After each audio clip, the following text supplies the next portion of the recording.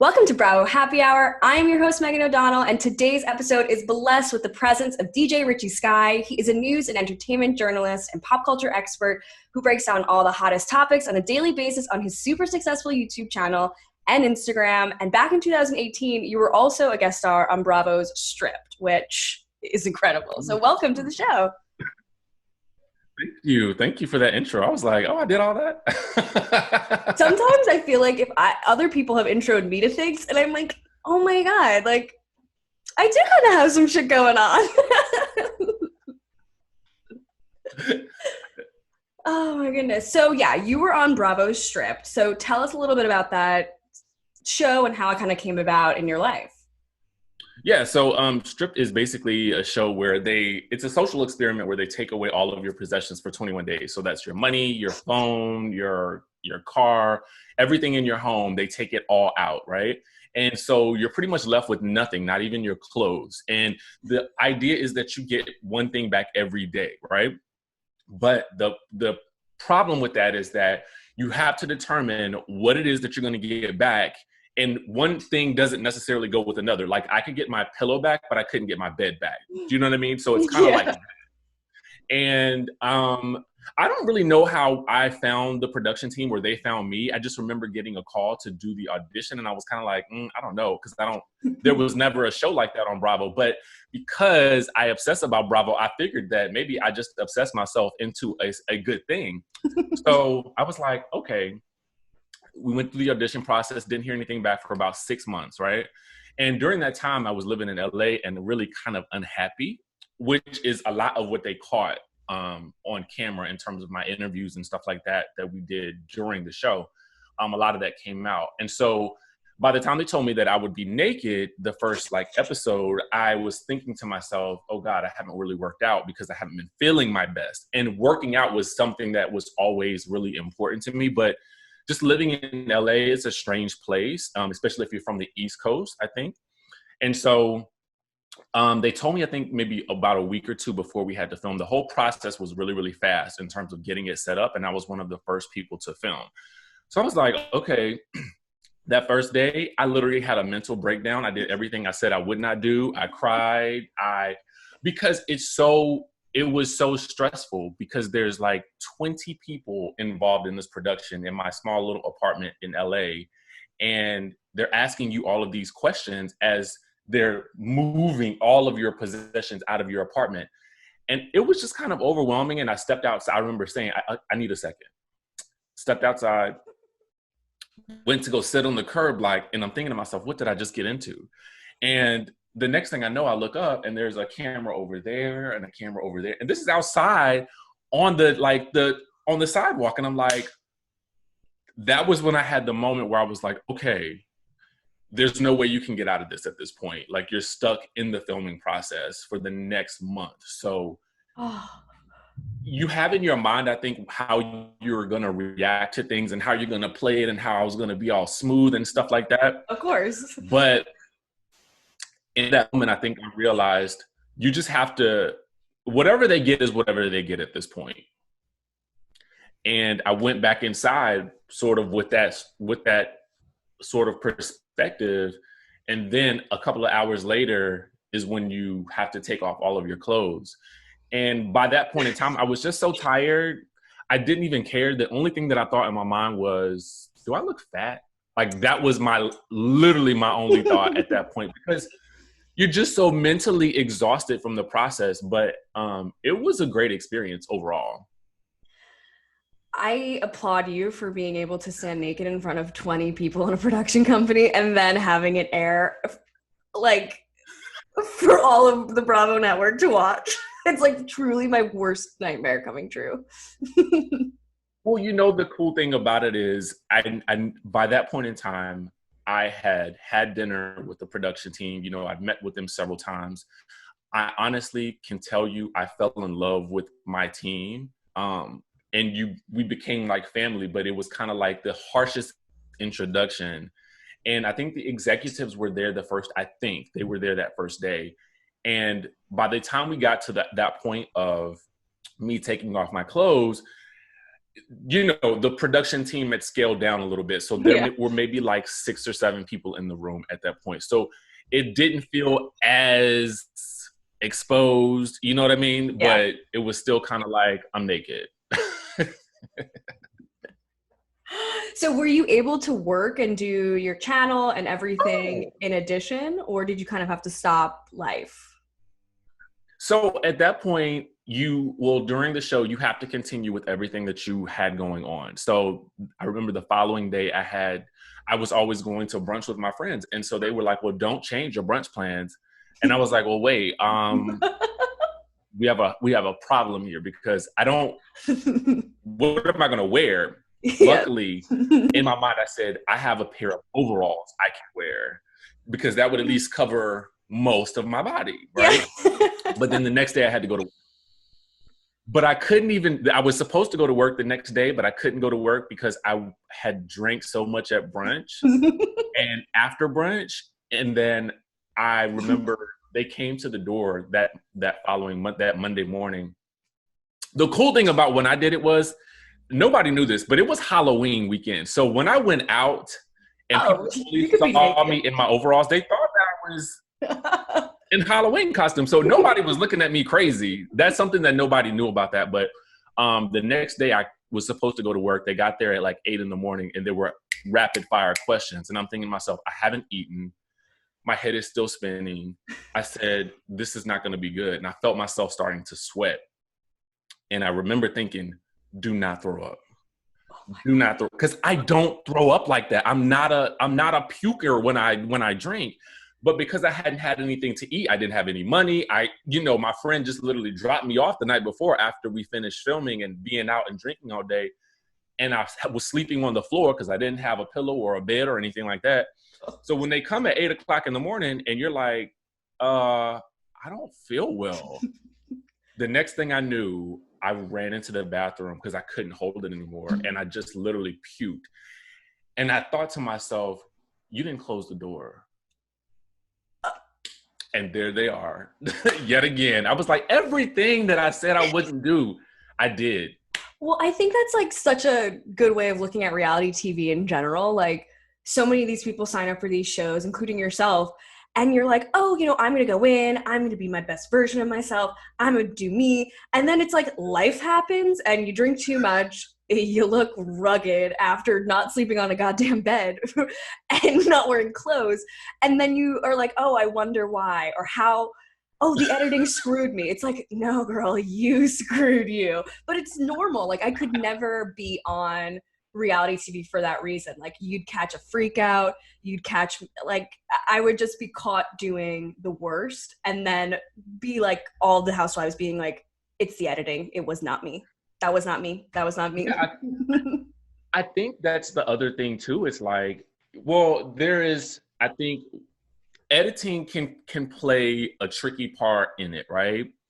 Because if you're not, I think sometimes different shows have different processes when it comes to editing. What I will say that I felt like was really good was I think that they had a perspective of what I was going to be, but the reality was something completely different, right? Because, while I was like really obsessed with like social media, I think that maybe that was going to be the thought of like me just being like this social media obsessed person.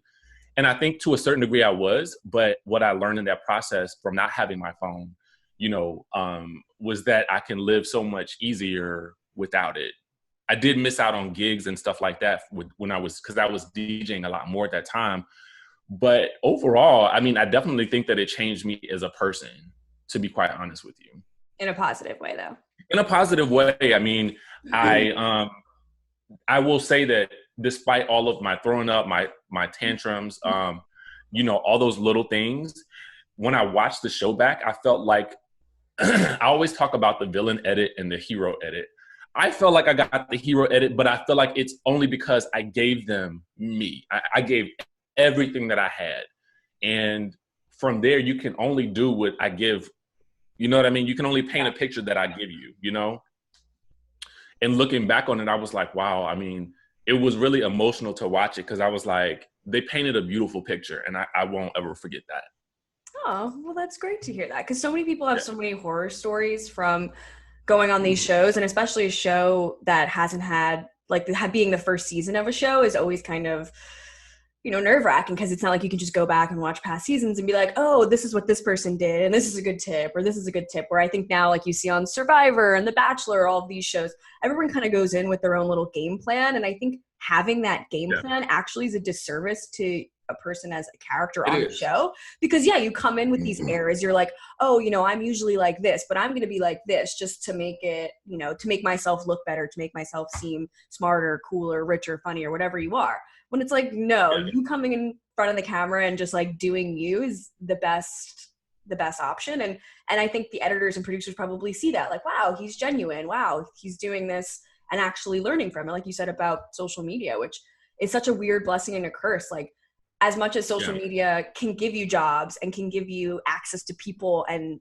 you know, people to listen to your show and watch your show and do all of these things, it's also like, you know, a time pit, and like can also like make you feel really like insecure or less than. Like, I deleted my personal Instagram off my phone in like February because it was like Valentine's Day. I saw all of these like happy couples and all of these things, and I just was like, why am I sitting in my room like upset and like insecure over like these nobodies from my high school who are happy? Like, why am I getting bent out of shape about this? So I deleted it, and now I'm like, oh my God, this is what freedom feels like. I'm not bogged down with these weirdos. And I don't know. It's, social media is a blessing and a curse, truly. But then, on the other side, it's like my show has all of these great listeners and people who follow and reach out and say all these great, nice things.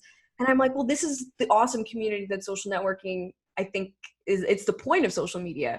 But then there's like the other side where it's like, look how much money I have. Look at this trip. Look at this. Look at this. It's like, I don't want to.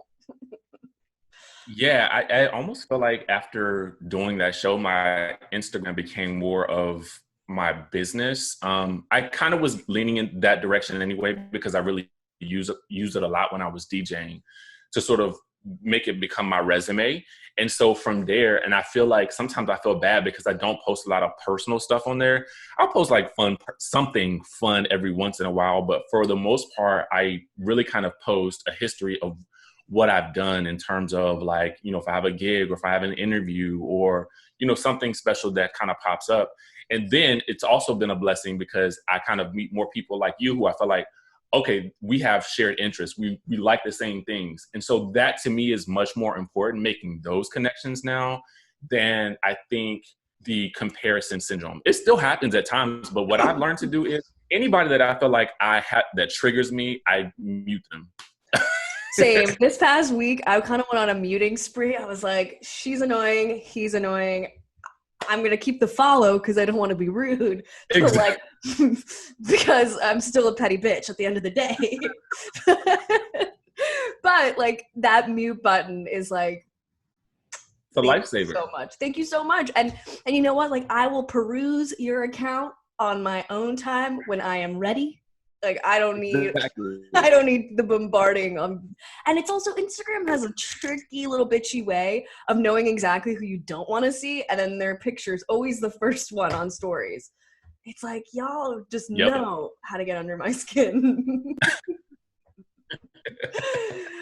Well, I recently saw that you spoke to Paul Wharton from the Real Housewives of DC on your Instagram, and he is amazing. I found you on Instagram because I saw, I don't know where we were posting, but because DC was playing again this past Friday on Bravo, I just did a 6-part DC recap, which at the end of the day, I think my recap was longer than all 11 episodes of the entire season, which is so mortifying. It took me months to do, but it was such a joy. And the show itself, I think, is so underrated. And it's fun. Like this past weekend, I feel like a lot of people got back into it, which was really great. And so you spoke with Paul, who was like an integral part of the cast, basically like the sixth housewife, basically. Pretty much. I mean, I think it was I remember watching the show way back when it came on, and I thought to myself, I was like, and I told him this, and it was so funny because when I interviewed him, I honestly had no idea what he had done before Housewives. I was just like, who is the socialite that they have on the show? I was like, I like him. He's fun and he's interesting. And I remember the crazy thing about it is my best friend Riley from DC, she is a Beyonce impersonator, but she is pretty popular in DC. Yeah, crazy, right? Imagine like being that fucking attractive and talented where you're like, it's my job to be Beyonce. Like, God. Listen, and so he was also friends with Paul. I didn't even realize that they were actually like good friends. So I don't typically when I'm planning something, I don't tell anybody. I just kind of do it and then I put it out and then they'll just see it if they see it. I learned a long time ago, this is probably bad to admit this, but I don't have the expectation that my friends are going to be my biggest supporters. I kind of agree with that. Like, they support me as a whole. Yeah. But the individual things I do, they're like, girl, I don't give a fuck about Bravo. Like, exactly. You know, so they'll subscribe to my page. Right. Subscribe, be there. But yeah. I don't expect you to have the same watch as somebody who may be as obsessed as I am about something. Luckily, she's obsessed with Bravo and stuff like that as I am. So, so she was like, I didn't know you were interviewing Paul. And she sends me all these photos of the two of them. And I'm like, and as I'm listening to his story, I'm like, oh my God, you did so much prior to Housewives. This was really kind of a interesting little blip on his radar of all of his accomplishments, but it was a really big one in terms of the impact that I think that it had. And I'm still shocked to me that I think if this had happened now, they would have gotten a second season. Totally. Because I think like Scandal is looked at a little bit differently now than it was Absolutely. 10 years ago. Like Mikhail and Tarek crashing the White House state dinner now would be a goldmine for Bravo, and they would be dying for something as insane and unbelievable as what that night was. Whereas back then they were like, we're still kind of a new franchise, and you know, this is a lot. This is a lot that you got. This is really bad. And I think Bravo was then kind of like the government implied that Bravo actually had something to do with it and that they kind of put the Salahis up to it. Where towards the end of like the episode where the Salahis are like getting ready at the salon and the producer is like, where's the invite? Where is the invite? And she's like, I don't know.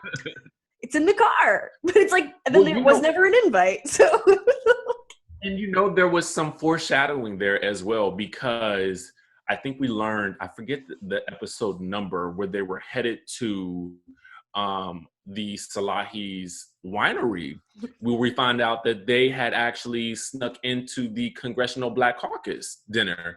So I think to me, that was a little bit of foreshadowing as to how these people are getting into these events and the sneaky ways that they were doing it. You know, and I don't think we even kind of realized at the time as it was playing out, like, oh, this is the pattern.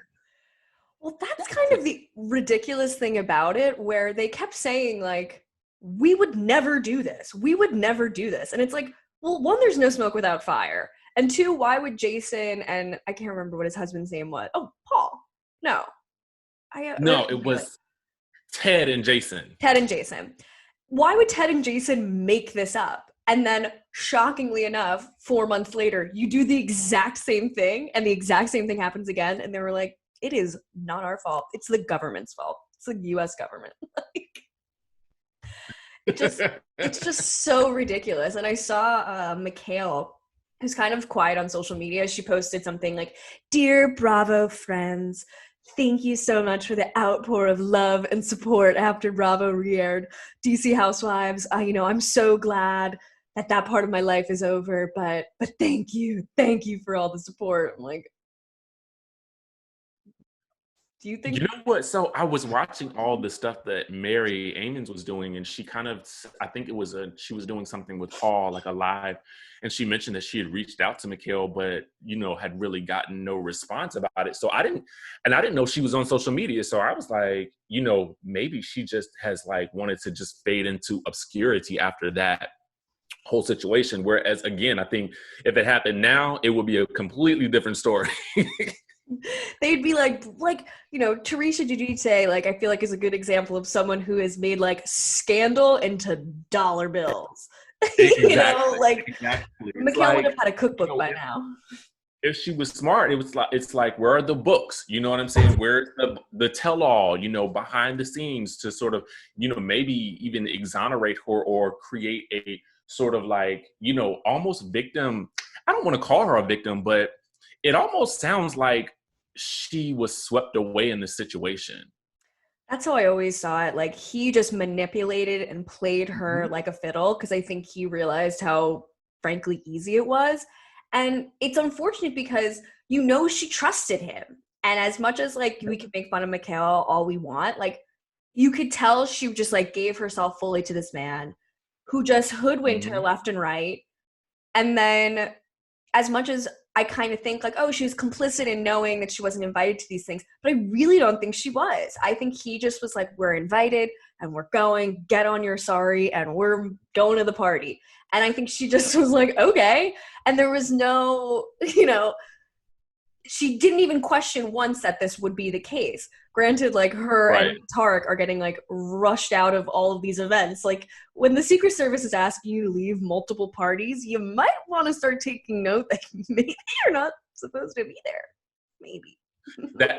That's why I feel like there was a redemption story there. There was a season 2 because to sort of see how all of these things played out in the next several months and years, I think that would have been fascinating to see. Unfortunately, we didn't get that. Yeah, I think I was listening on some podcast that I think Mary was on, and she was talking about how, like, when this was happening, it was also during the deal where I think Comcast was buying NBC. And so it became an even bigger problem because Bravo is under NBC. And Oh so wow. NBC was like, we have this major lawsuit with the government about like a very serious like government breach.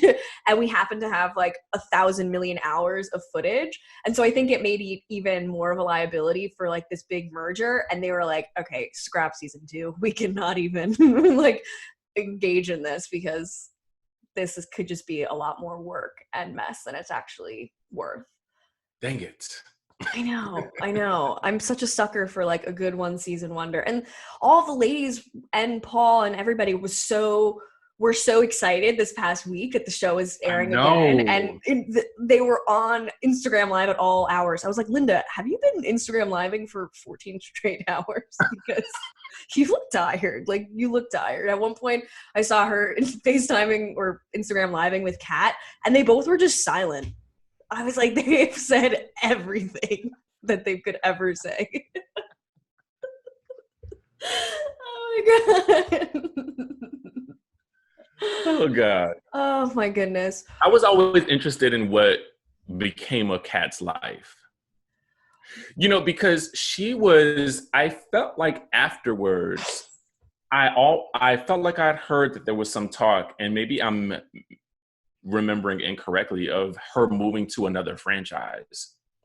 I thought I remember hearing her talking about possibly going to New York at that time, because she was still being invited to watch What Happens Live, and she was still doing commentary on some of the other shows. So I felt like there was something there with her personality, because, you know, she was a pretty polarizing person. And to be quite honest with you, I feel like she would have kind of not really fit, but I feel like sometimes I feel like she would have been the Sutton Strack of New York at that time, if that makes any sense. Well, she has this like British air about her, which like it's the Lisa Vanderpump effect. Anyone with a British accent and a little bit of sass just automatically takes over the screen, and you're like, oh my god, look at this person. She's completely polarizing, has no qualms about saying anything, and then will say the most fucked up racist shit, and she's like, it's British humor, honey.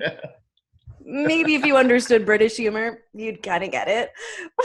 And then like here I am being like, you're right, it is British. And I'm like, but that's like kind of like a perfect manipulative person on one of these shows who kind of grabs Yeah. your attention. And it was interesting with Kat on the show because she wasn't friends with anyone. She had just moved there where the other women kind of knew each other. And I think you remember Erica, she was the friend of Stacy and Mary. Stacey, yeah. She had like the beef with Kat. And I always think the beef really just stemmed from Erica being like, I've known these ladies for 10 years. I've lived in DC forever. Kat comes in with a British accent and a husband with a good job with the White House and gets like a center stage role on this show and, you know, kind of swoops on in. It was kind of weird. And I remember one other thing that Mary kind of confided, I guess, she really confided in Paul during their live, but she said something about how her, Kat, and Linda went into the season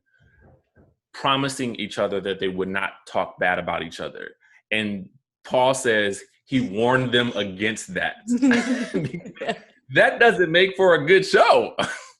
Not on Housewives. No. Well, that was another thing. Like, all of the women were, like, respectful, like, not getting wasted drunk. Like, at least New York Housewives, you know, the second someone starts pouring wine, it's like, like, it's rev over. your engine. Dorinda's slurring. That's the end of it. Over. And so you kind of know something's going to happen. Or even, like, in New York, cash trip or just a dinner with everybody, like, you know there's going to be an explosion. Whereas on DC, like, they were all kind of civil. They didn't really shade one another. And then once the Mikhail stuff started happening, then it was just like gang mentality against her. Yeah. Which them against her. Which love to see it, but also, like, I want more stuff going on between the other ladies too, to kind of, like, I feel like the group, they can't just be one person being ganged up on. It kind of got a little brutal towards the end. Especially if that person is not a fighter and then they're not coming into contact with each other, because they were banning her from coming to their events and stuff like that. And I was like, this doesn't make for a good show. No, but even from, like, episode 1, Linda was like, Mikhail's a joke, so is Tarek. They haven't paid me for my services, and never forget. And from that moment, you could kind of see, like, she was like, I'm not playing into this. Her name is Michaela. Like, let's also make that very clear. So I think kind of from the beginning, they all were against Mikhail. And I think when I was listening to something, I don't even know where I get my information from at this point. My brain is just one big, like, melting pot. But I was listening to something and it was saying that Linda didn't know that Mikhail was going to be on the show until she showed up at, I can't remember what the event was, that they all kind of, like, met up at the beginning. And then once she saw Mikhail, she was like, oh, fuck. I already signed my paperwork. This one, she's bad news bears. Like, you know, she could tell from a mile away that this was going to be a season about her. But we needed Linda to play the game. So... And Linda was good. She was always kind of throwing little digs out there, and she had no problem being vocal about a lot of different things. And what was interesting about the show is that they talked about a lot of things that I don't really know if we would necessarily talk about on shows now. Or, like, this was in 2010, and they were talking with, like, the senator or whomever, like, about gay rights, and sitting in a room. And Paul Wharton was there, and it was such a great mouthpiece for the LGBTQ community. Yeah. And talking with Mary, who's like, honestly, this has never really been an issue for me, and so it's not really something I care about. And Paul is like, I am one of your closest friends. How could you say me not having basic human rights is not an issue for you? And even Stacey, okay, honestly, when Stacey and Jason, that was like the nail in the coffin. I was like, first, Jason, your half-baked business idea of, like, measuring dick size was a very confusing side hustle. So that was already traumatizing. And then when they were both like, why can't we say our conservative views about homosexuality? It's like, because that's called being a homophobe. Sorry. Surprise, guys. Exactly. It's like, are you serious? You're on television right now. And your friend who was a cast member on the show just happens to be gay. It's like, where is the sensitivity and all that? And but you know what? I think that they were calling the show at first Inside Washington. So it wasn't even supposed to be a housewife show. And I feel like that's where they sometimes get these shows wrong. It's like, I don't think at all times you can just turn something into a housewife show. Like, that just doesn't always work. And I think that's one of those examples of, like, you really have to have a set idea in your head. We want housewives. That's what this is going to be. And keep it moving. Like, I understand the need to have a variety of shows, but, you know, now we know what works. Housewives works. Below Deck works, the Southern Charms kind of work. I think that's a difficult one to mimic, I think. Yeah. Just because I feel like it's so specific. So I feel like you almost can't redo that one.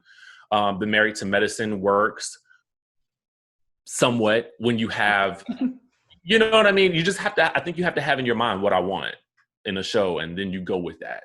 And then I think that also allows for the people on the show to kind of craft their behavior accordingly. Like a show inside Washington, these women think they're, the who's who going to the senators thing and these Washingtonian events and it's just a different vibe. Whereas, Housewives, they like go to a vineyard and just like get drunk and have fun, and so it's just a little bit different. It's more like focused on the women and their businesses and their families. If it's not billed that way, how are they supposed to kind of act that way? And I think that happened with the Real Housewives of Dallas too. It was supposed to be like a show about charity women. And so the first season of Dallas was awesome, but it was all charity. It's like, do you guys have any money to give to these charities? Like, what do you do? Do you even care about these charities? You're just going to events at this rate. But then we as the viewer are stuck like, well, why is this so centered around the charity world? It's like, what are we watching here? Like, and then it's dressed up as housewives though. Like, what? It doesn't make sense. Totally. Well, I was watching one of your YouTube videos last night, which I can't believe you get so many views in such a short period of time. That was amazing. Amazing accolade. I was like, this came out 4 hours ago. I'm shook with my 15 subscribers. I'm telling you, it grows like wildfire. Open. You guys rate, subscribe, review, all of the things. So you were talking about Married to Medicine's Quad Webb, who was on an Instagram live with someone. I couldn't catch the other woman's name. And she said she and her mom are now having a baby. And the baby has been born. She's 8 pounds. Her name is Ariana. And she's coming home with Quad soon.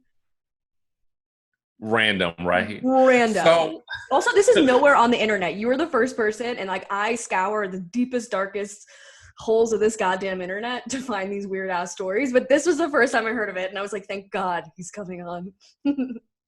So I just randomly found it on one of my favorite blogs. It's Married to Medicine Bravo, and I had seen it one other place, and I was like, what? In my mind, I was like, maybe she's talking about a dog because. I know she loves dogs. I know she had the dog clothing business or something like that. And I was very like, maybe lucrative industry. And maybe because, the word on the street was that she had been either demoted or fired, right? So I thought, well, what an interesting storyline to sort of tease to maybe gain some interest in her life post, whatever we're in right now, and maybe there would be some renewed interest. Now, I just happen to think like that because I know that some people, when they go into these shows, are very strategic. And listen, if I'm trying to get my job back, I might just have a baby too. But apparently, from what I'm gathering is little bits of information, and people are talking about there was a brother of hers that may have went to jail or something like that. I'm not really clear on the specifics, and I'm still trying to get the details about it, but it could be a family member's child that she's taking in. And in that case, that would mean that she would indeed have a baby. Yeah, that would make sense. Cause the way she was describing it, she said her and her mother are going to be co-raising this baby with one another. And Quad is also someone who lives out loud, and I feel really documents everything that's kind of going on in her life. And I feel if she had been going through either a surrogacy process or an adoption process, that it might have been something she would be open about, or at least planted seeds in past seasons of that being something she's interested in. So I'm definitely thinking it has to do with someone either close to her or I don't know. It was weird, but I kept seeing comments on your video of people saying how dare she have a baby after Dr. Greg wanted a baby with her for all those years. I'm like, his trifling ass did not deserve one of her beautiful babies. Her firstborn should not be with him. I'm sorry. And so I'm like, how the fuck do people come out here and say that? It is ridiculous. Listen, I have learned that just on YouTube, just beware. The comments can be very intense, okay? Like, and people may have the wildest views, and people will have the craziest perspective of my views. I can say sometimes that I think the sky is blue. Well, you don't like Kenya because you just said the sky is blue. And it's like,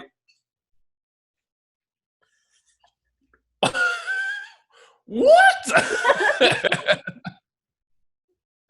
So, it doesn't surprise me that people were going in about that, because they will find, and whatever it is, that it's something that someone remembers about a situation, and they will hang on to that, and they will remember it, and they're like, well, back in episode 23 of season 4, she didn't want a child. And sometimes I'm like, you're right, she said that in episode 23 of season 4.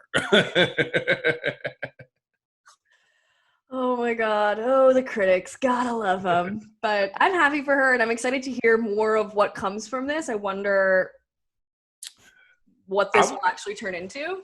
I would love to talk. I would love to chat with her. I would love to chat with her, and I would love to chat with Dr. Heavenly, because I just think she's hilarious. Dr. Heavenly gives no fucks. Like, Zero. I'm also Team Daddy. Like, she has turned me into like really being like oddly sexually attracted to him. I don't know what has happened to me during the quarantine, but now I'm Team Daddy. I get it. There's something about him. Well, moving on to news happening in Atlanta right now. Kandi Burruss, the queen of all queens, recently won the Masked Singer this past week, and she was the first woman to do so. Do you watch that show? So the crazy thing about it is, no, I don't watch it. Same. But I do happen to catch some of the performances on YouTube, right? So randomly that will just pop up, and I started to kind of become interested, because I was like, why do I feel like that's Kandi? Let me watch a couple more performances. And so I like the idea of the show, because I feel like I don't know, she said something to the effect of how it really gave her renewed confidence in her voice, because a lot of times people seem to be critical of her voice, which I don't get. I feel like it's perfectly fine. But I was thinking to myself, you would have to be deaf, mute, blind to not know that this was her.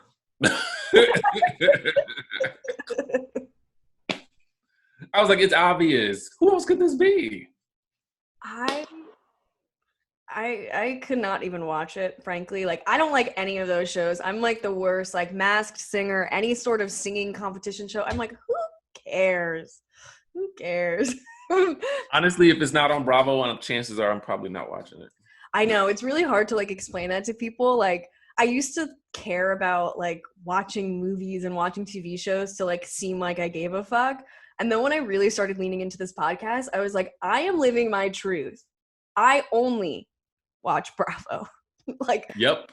Period. And I'm sorry. And sometimes I'll get into like a TLC moment, or like if I'm really going like down in the dumps, like MTV, I'm like, why am I streaming Floribama Shore? Like, what is happening? But they're like I can't even pretend to watch like any show other than this crap. So some of the other ones that I've been watching randomly, since you kind of mentioned similar type shows, are like those shows on Netflix, like The Circle. Okay, I watched Not to Handle. I haven't watched that. Yeah, I've been watching. That's like my next those. one. But like, I don't know. I feel like those shows are like a little bit too real right now, where it's like, no, I physically can't be near men, and I'm trying to date and be a normal person. But now, like, I like by government law, like I can't. So it's like I don't need to like be seeing my reality happening on screen. You know what? That makes sense. Total sense. Well, so many, like, I don't know. I like went on an app the other day because I was like so bored and looking for attention. And this guy was like, let's FaceTime. And I was like, okay. And then I had to FaceTime with a fucking stranger. And then he was so weird. I immediately unmatched. And then I blocked his phone number. And I was like, I don't like life.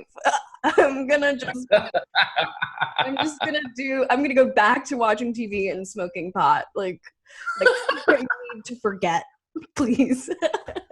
Go the safe route. Go with what you know. You're supposed to stay with Exactly. routines in quarantine. Oh my God. Well, being the Masked Singer is just another amazing accolade for Kandi Burruss. And obviously that bothers Nene Leakes to heaven and back. So recently she was saying Kandi just wants to be number one. You know, she's never been number one in anything she's ever done. So that was the first quote, which is the biggest joke I've ever heard, considering I believe Kandi's kind of number one at everything she does, including being the highest paid housewife on the highest viewed show on the network. Sorry, Nene, she took that throne from you. You know, it's so funny how that Nene calling Kandi Miss Unforgettable by accident. Talking about how talking about how Kandi would always be number two at everything she did. All of those things happening at the same time as Kandi winning the Masked Singer, it was just like, oh no, Nene's not having the best moment right now when it comes to Kandi. So I just kind of feel like this is a fight you don't want to have at the moment. You know what I mean? Maybe back off a little bit from her. Yeah, I think. And I love Nene. I'm like back and forth with Nene. I think this season was difficult for her. She didn't get those first 3 episodes in the season. And I think she really felt slighted because of that. And like you were saying on your show, Kenya alleged that Nene is hiring Lisa Bloom, like the lawyer of all lawyers, to support her case towards Bravo about how she was, you know, unnecessarily taken out of episodes and treated poorly and treated unfairly in regards to this latest season. But I think Nene's in a place where she's seeing that all of the other ladies have kind of figured out new roles in their lives, whether it's Kenya and Portia, who are new moms, Kandi, who is pivoting into acting, which is, let's not forget, what Nene's always wanted and lost that bag when Ryan Murphy stopped hiring her. And, you know, we have Cynthia, who's like happily, blissfully chilled, you know, so she has her own little life. And I think Nene's the one who's kind of stuck a little bit. And whether it's like her boutique, which I kind of think she just opened to maybe get a spinoff, you know, all of these things, you know, this song that she made, it's like, okay, like, you know, I think she's kind of like really trying to figure out what her thing is. And none of them are really sticking, and I think kind of getting to her. Yeah, I do think that she's gonna have to try to figure out a what's next plan. You know, because I just feel like she's in a sort of dangerous place with Housewives. And I don't mean dangerous like, you know, for her life, but I just mean dangerous in the sense of, I think when you start kind of going at executives and you start calling out the network and stuff like that, it's just never a good idea. You know, that's where your paychecks come from. You know what I mean? And I just feel like sometimes you have to leave your issues with production off camera. You have to leave those issues out of social media. The same way with any job. I'm not going to badmouth my employer on social media because in the real world, we would be fired. It's like, it's that simple. That's what, I mean, I would never say a bad word about YouTube. YouTube is not technically my employer, but it provides me the opportunity to do what I do and it pays. So praise Lilith. You know what I mean? I just feel like you just never do that. Yeah. And it's just biting the hand that feeds you. Bravo gave her this platform and she'd kind of be nothing without it. Not nothing, but she wouldn't be the star that she is today without it. So to now kind of be going against Bravo saying like, you guys screwed me, you screwed me. Like, no, they didn't. You know, the end of the previous season, you were attacking the crew and attacking a pregnant woman potentially. Like, you're uncertain. It's a liability there. And you have to be, you have to take accountability for your actions sometimes. And I don't think she sees that.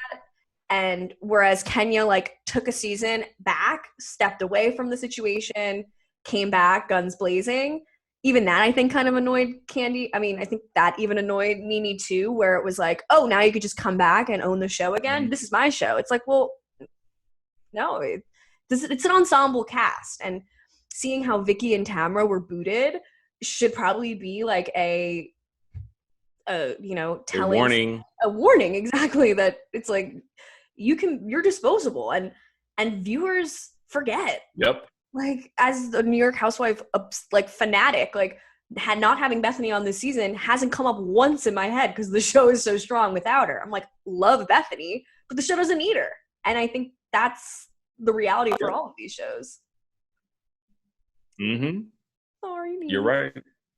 Well, this is Phaedra Parks, another Atlanta icon. Decided this week, well, actually, I should back up a little bit. So a couple episodes ago, we were talking about how Cynthia Bailey might not be coming back for season 14 because she might be moving to Los Angeles. And then rumors were flying around that Phaedra might be coming back to take her place. However, Phaedra is now going on Marriage Boot Camp Hip Hop Edition with her new boyfriend. So I don't know if she's going to be making her debut back onto Bravo anytime soon.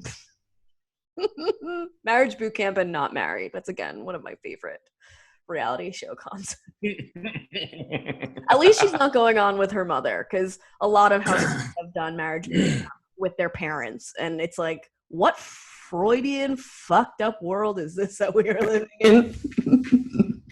I want to see that. I don't want to see you on a show with your parents fighting, unless it's Kandi and Mama Joyce and Todd. But otherwise, I just feel like this relationship that Phaedra's in is just screams to me made for TV only, and I don't get it.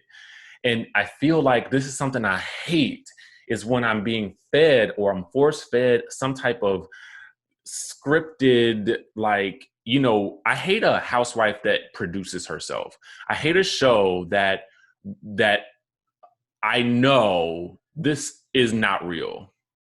Yeah. And that's how I feel about Marriage Boot Camp. Now, I'm still going to cover it, but I just hate it. Yeah, no, I agree. And I think especially like some of these shows that the point of it is like reconciliation with your partner or your family member. You cannot reconcile anything on reality television. Like, that should be first and foremost. Anytime a doctor comes in, one, I need to check their credentials. And it's not like a Dr. Phil situation where it's just like a guy calling himself a doctor. But what do you really think you're going to get out of it? They get a paycheck, which is great. And for Phaedra, like, who cares about her new boyfriend? Get Apollo on here. Exactly. Now, to me, that, even if it came from the perspective of, Phaedra and then Apollo and his new, I don't know if it's his fiance or whatever, learning how to co-parent and coexist, I feel like that would have been much more interesting and real. But I don't think that she's that interested in giving us real. And plus, we have no connection to this guy that she's with. We haven't seen him. We haven't had enough history with them to really care what they're going through. Well, yeah, exactly. Like, what is his name? Medina Islam, I think that's his name. Yeah. What is it? Medina Islam, a rapper turned actor known as Quincy on Tyler Perry's The Haves and the Have-Nots, and a ghostwriter for popular musicians. Don't care. Again, unless you're Apollo, I don't care. Well, I mean, I don't know if I can even bring myself to watch that. Like, I have a threshold. Like, I've got to create some boundaries with what I will and will not watch that Bravo people are associated with. But I don't know if this one will make the cut. The reason I'm going to try to watch it mostly is because of Phaedra, to be quite honest with you, because people still love her. A lot of people who watch my channel love her. So I want to at least try to keep up with what's going on with it for that. But other than that, would I watch? Nope. Do you think Phaedra would ever be asked back on Atlanta? Yes. I do. I think that she would be asked back. I think they would probably want to bring her in as a friend role first to test the waters and see what happens. But I think she would probably only want to go back if the check was worthwhile. which is understandable. And I think it's unfair. Like some shows, I feel like Caroline Manzo had that similar situation for Jersey where she was like, you pay me $1 million and I'll come back. And Bravo's like, $1 million, or we can just throw in like one of Teresa's cousins, or like we could throw in another random for $100,000 a year and see if that one will stick. I'll tell you what though. I think that Jersey may need Carolyn. And the only reason I say that is because, you know, they lost Danielle this season. R.I.P. And I just feel like Carolyn would be a perfect, not really polarizing figure, but I feel like that show needs someone who is not afraid of Teresa. Yeah. That's definitely something I think the show needs, because after, you know, she got out of prison and then Joe got out of prison and then the mom died and then now the dad's dead. Like, I feel like everyone kind of walks on eggshells around her, and, you know, sometimes for good reason. And I think, you know, how many times can you badger the woman about like her husband putting her in jail? Like, how many times can this poor lady kind of deal with the same conversations from her friends?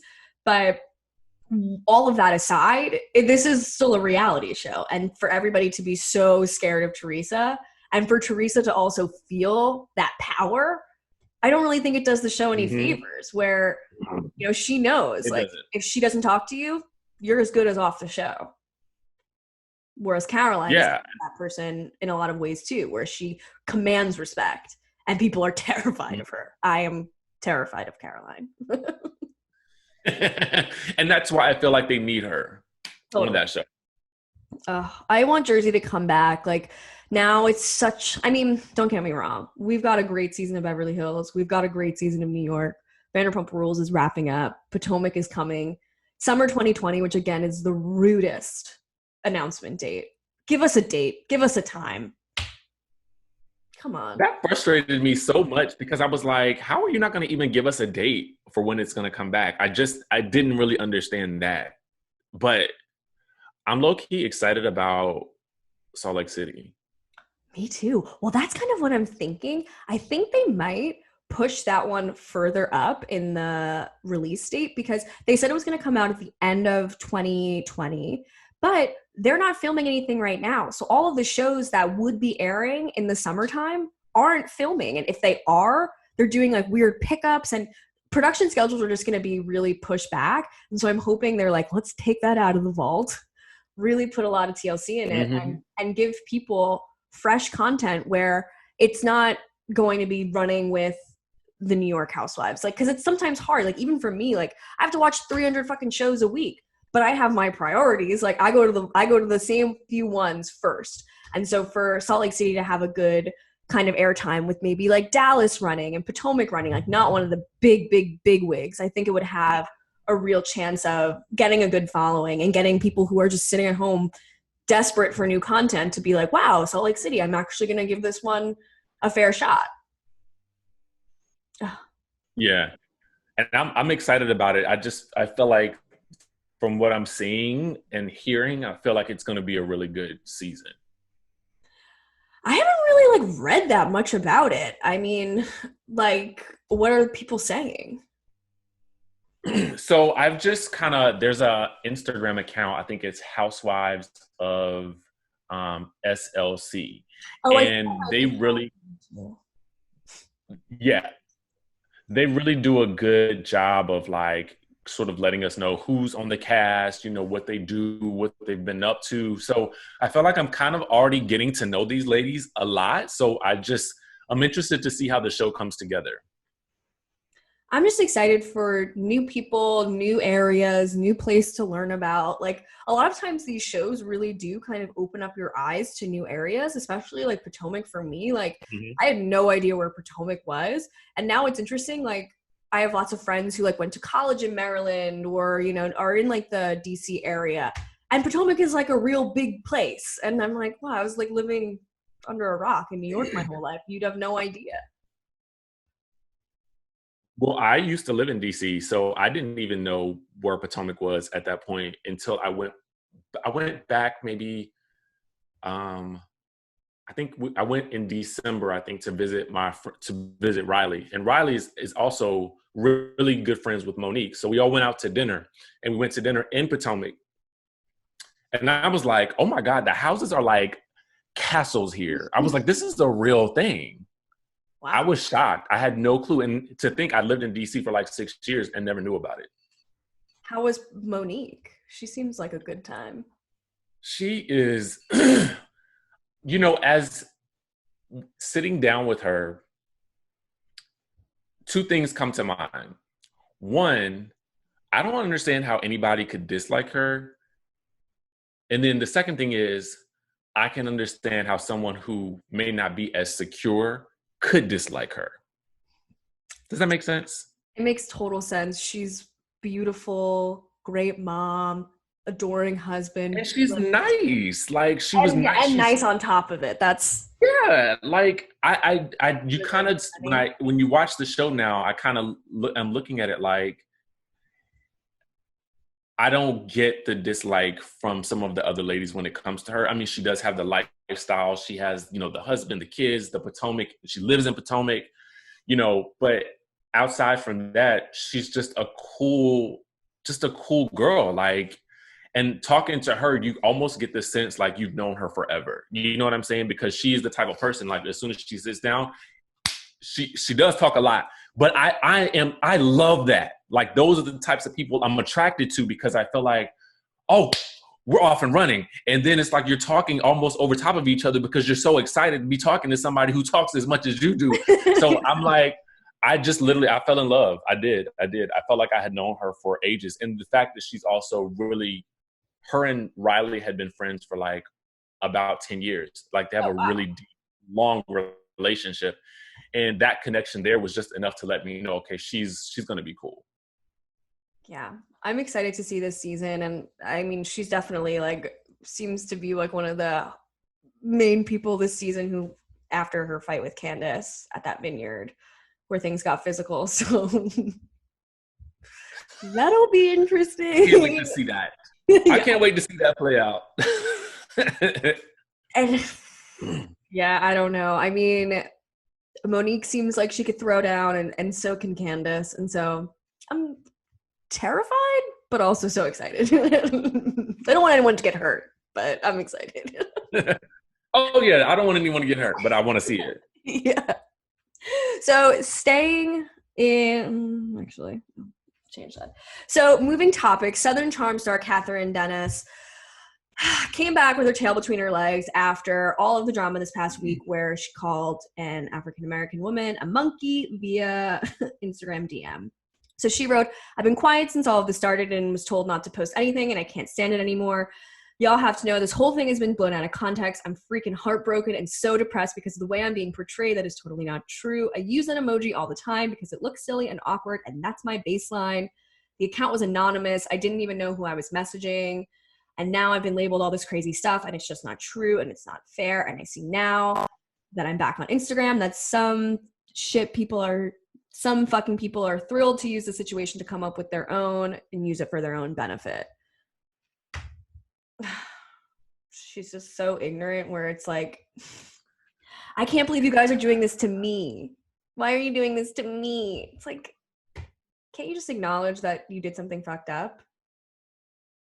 And there's a deeper issue. Well, that's a deep issue already, but there's another issue at play here that I find that, I just think that I don't know if does she have a personal PR team in place?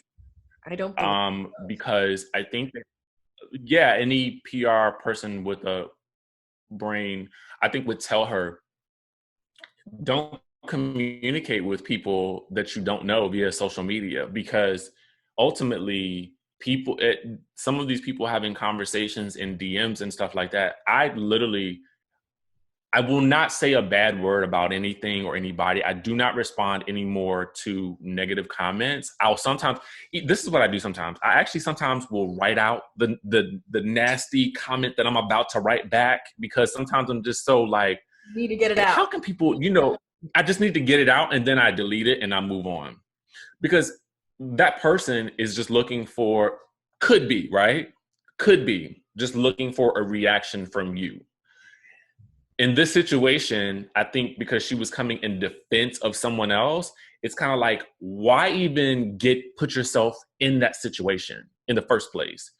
You don't really know who this other person is that you're speaking to. That's number one. And then I think too, it's just also a level of sensitivity that you just have to have culturally. And I don't think she knows that at this point.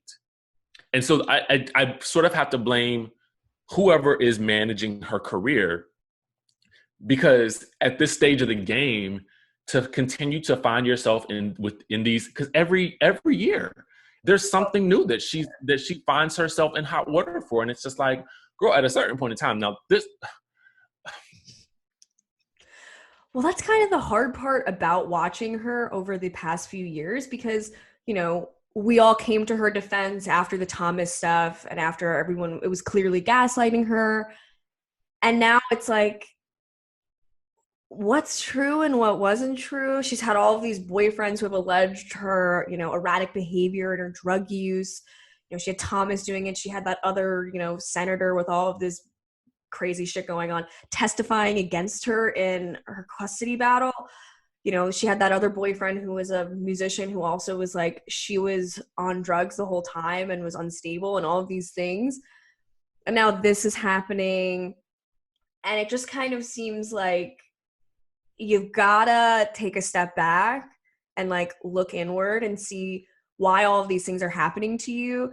And rather than blaming all the people who are being mean to you and now calling you names on the internet and calling you racist and calling you ignorant and whatnot, like you need to see where those comments are stemming from and then try to work through them. Like, I just think the fame has kind of gotten to her and she thinks like she's above it all. And so it's like, these people are haters, they're haters, they're haters. It's like, they were lovers and then they've become haters because of your actions. So if you can't see what brought them from A to B, then you're only going to get more people who feel that way. And I think it's just self-sabotage.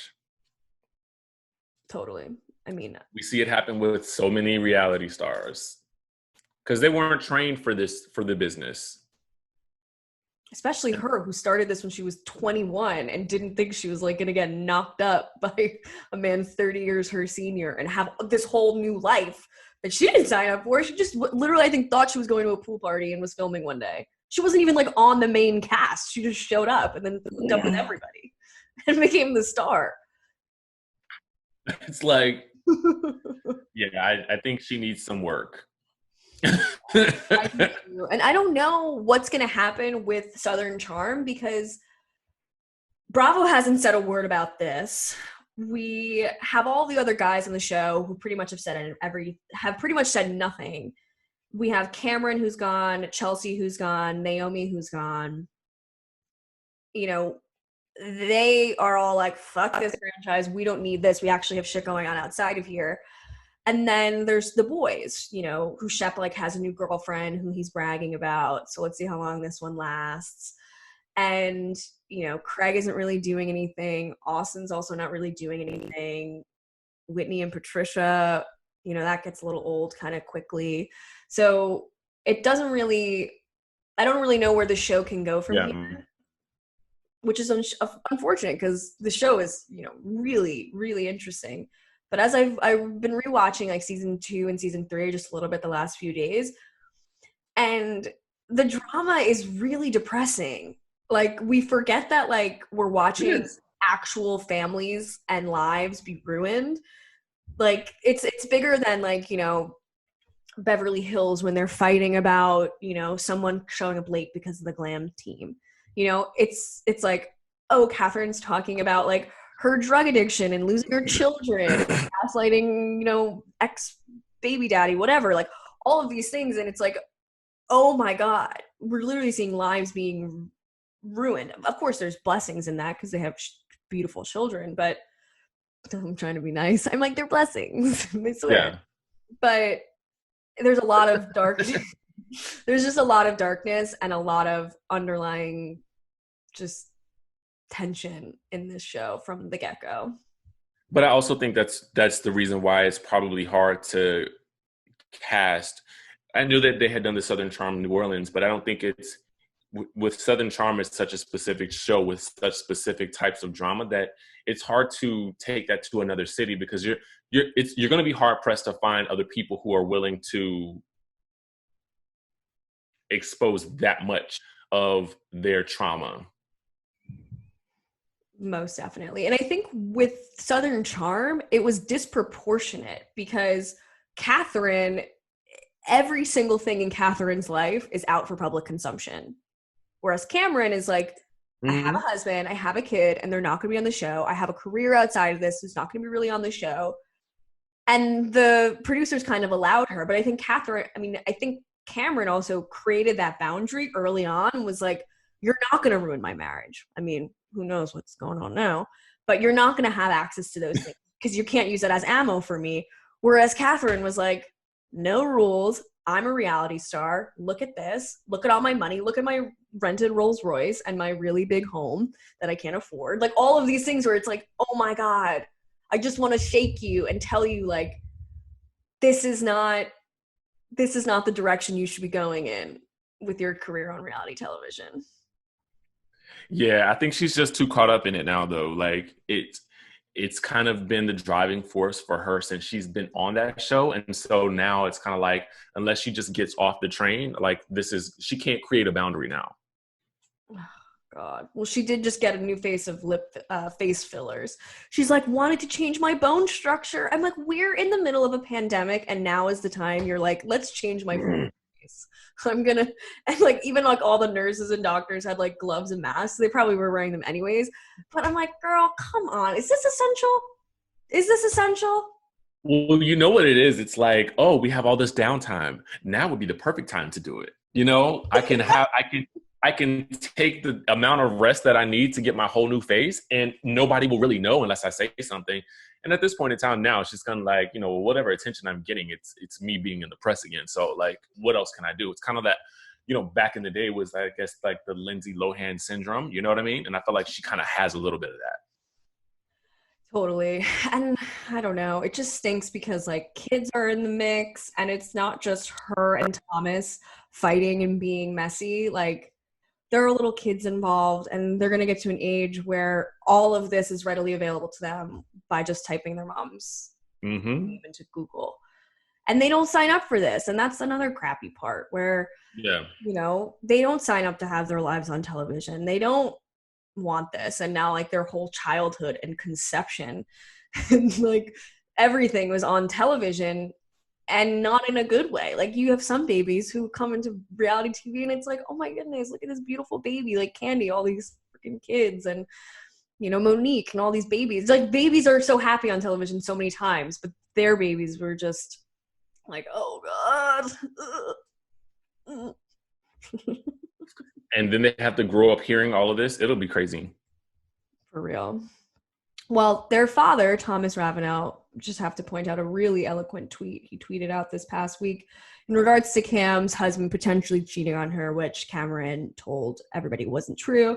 He goes, I don't know if Cameron Eubanks' husband cheated or not, but who would blame him considering her hero in life that she'd kill to emulate was a lying, gold-digging fame whore, Patricia Altschul. Lying, gold-digging fame whore. That's really nice to call a woman breaching her 80s. He's the worst man in the world. Like he can't. He's the same. They're the same. They're the same person. Him and Catherine. There's no ability to stop. Just shut your mouth and delete your fucking Twitter. I don't. You know, to be so old. It's shocking to me that he still has this mentality. Do you know what I mean? He's bitter. Like, shouldn't you be heading into Tom Girardi territory at this point? Yeah, just sit at home, shut up, and delete your social media. Exactly. Like, no. Like, just, he should just go away for a little bit. I think and I honestly think that for mental health reasons, I don't even think that Catherine should be on television. I don't think he should be on television. Now, of course, we all know that a hot mess makes for great TV. But really, in real life, they need to not be on television at all. But then we wouldn't have had all these great seasons of Southern Charm. Well, I know that's like the annoying thing where it's like, would they even have been picked up for a second season? Who the fuck cares about Whitney like pretending to date another model? Like, you're not dating her. How many times do we have to see this? Craig fucking sewing.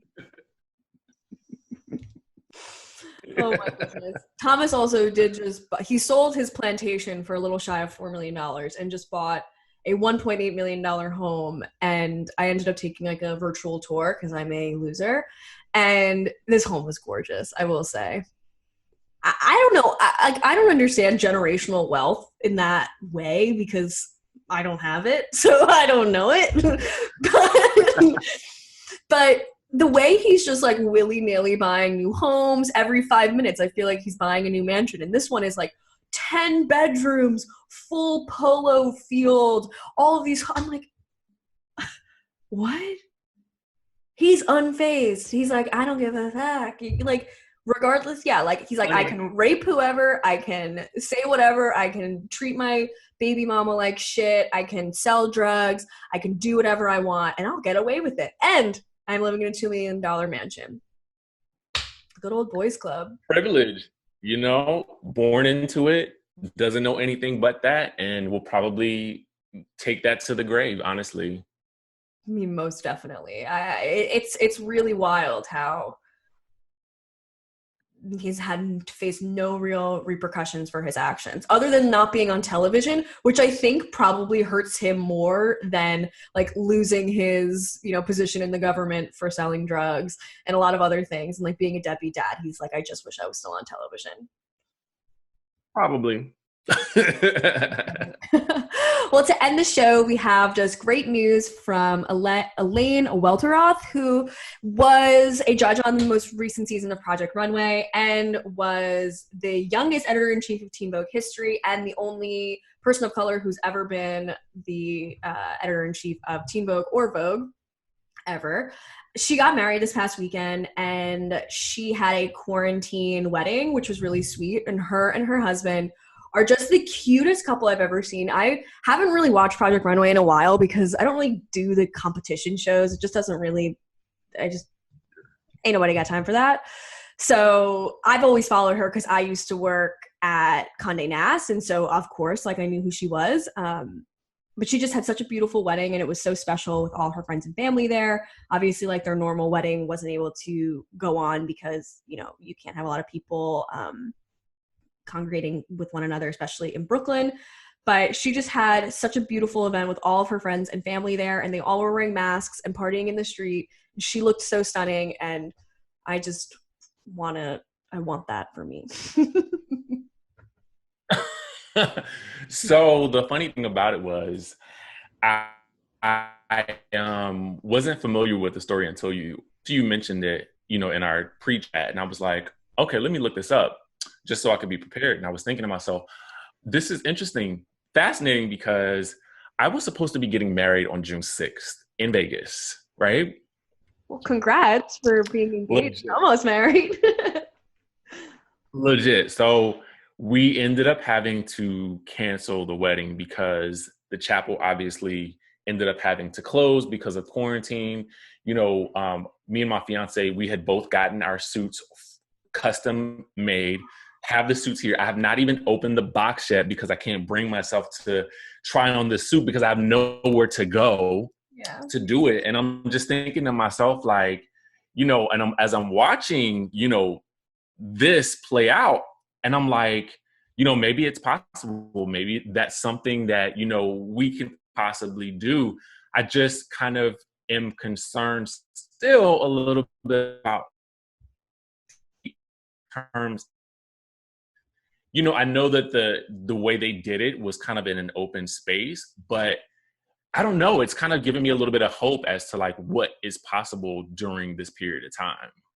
Yeah, I thought it was really just inspiring for people who are in your exact situation where you've spent all this time planning and you know, you have your heart set on something, but to be able to kind of like quickly pivot and be like, love is enough, like to kind of get us here, and we don't need the whole fanfare, we don't need the big party or whatever they were planning on doing, and to say like we could scale back, we still have the people we love, we still have beautiful photos and also a story to tell their children and their family for the rest of their lives. Like, what a weird time that this big moment in our lives happened during a global pandemic. Like it was just really inspiring. And my brother and his fiance, their wedding was planned for August 1st, but they canceled it. And I know they're feeling a similar stress and pressure because they're like, well, what do we do? Like we did everything. And now, you know, the party's done and that weekend's going to come and go. And there's so much, you know, sadness around that because it's, you know, such an important day. And so just seeing this made me feel so good and made me just feel like, okay, good. Like the world doesn't stop because of this fucked up pandemic. Like love still exists. And I think that's kind of the way I want to look at it now. Like you can still do something beautiful and you can still have something beautiful in the midst of all this, because that type of thing does give people hope. Exactly. And I mean, she just looked so beautiful and all her friends are so cool. I'm like, where in Brooklyn are you? Because I'm close. I'll find you. Had I known, oh my God, I would have been like that bitch, like filming it.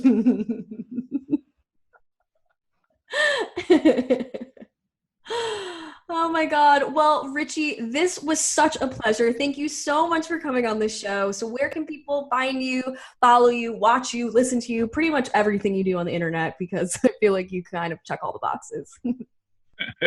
Well, first, thanks for having me. I really appreciated it. It was awesome. So everybody can, follow me on Instagram at DJ Richie Sky, Twitter at DJ Richie Sky. I'm not as big on Twitter because I don't really tweet a lot. Yeah. But YouTube is really kind of where my hub of all things is. And that's just under DJ Richie Sky as well. So everything is the same. Yay. Well, thank you for coming on. Have a beautiful Sunday and have an amazing day off tomorrow. Oh my God. I am so excited to not do Well, my you know what? normal.